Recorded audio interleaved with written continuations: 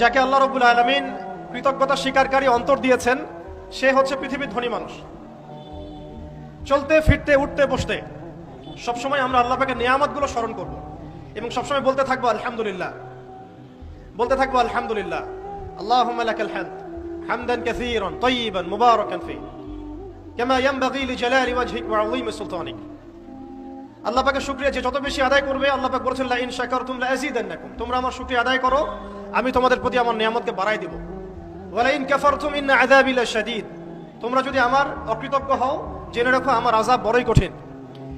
তো উস্তাদগণ লিখেছেন, একজন তালেবে ইলমের অবশ্যই শুকর গুজার অন্তর থাকতে হবে।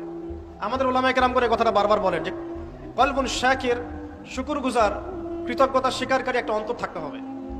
সবসময় চিন্তা করবো আমাকে আল্লাহ কি দিয়েছেন, এটা চিন্তা করবো না আমাকে আল্লাহ কি দেন নাই। আল্লাহ পাক আমাকে সুস্থ রেখেছেন, নিরাপত্তা দিয়েছেন, আমি খাচ্ছি পান করছি, এই যে নিয়ামত, আল্লাহ পাকের যে অগণিত নিয়ামত, এটাকে স্মরণ করা এবং সে অনুযায়ী শুকরিয়া আদায় করা। আল্লাহ পাক সবাইকে শুকরিয়া আদায় করার তৌফিক দান করেন। এই যে চারটা ওজিফার কথা বলা হচ্ছে, এটা কিন্তু থানভীর রহমতুল্লাহি আলাইহি তার যে খলিফা ডক্টর আব্দুল হাই মোহাম্মদ আরেফি রহমতুল্লাহি আলাইহি তাকে দিয়েছিলেন, তিনি তার ছাত্রদেরকে দিয়েছিলেন। এটা আপনার তাসাউফ আত্মশুদ্ধি বইয়ের মধ্যে পাবেন। তো দ্বিতীয় এখানে যে বিষয়টা বলা হয়েছে সেটা হলো সবর করা।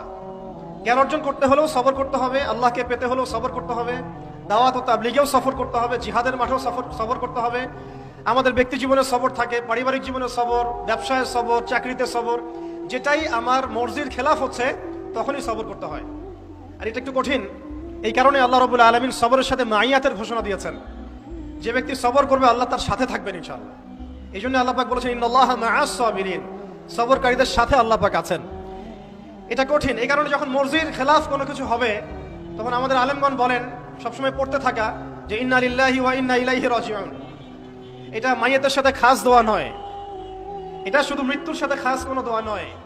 এটা যখনই সবরের হালত আসবে তখনই পড়তে হয় ইন্না লিল্লাহি ওয়া ইন্না ইলাইহি রাজিউন।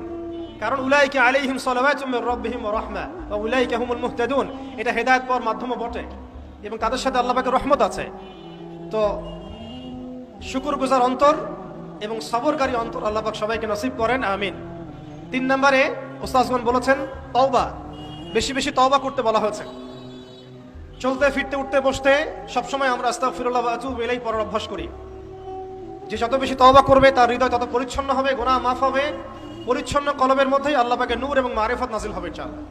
অপরিচ্ছন্ন কলবের মধ্যে কিন্তু আল্লাহ নূর নাজিল হয় না। তাই উলামায়ে কেরাম বারবার অন্তত দিনে 100 বার আস্তাগফিরুল্লাহ ওয়া আতুবু ইলাইহি পড়তে বলেন। আল্লাহ পাক আমাদের সবাইকে পড়ার তৌফিক দান করেন।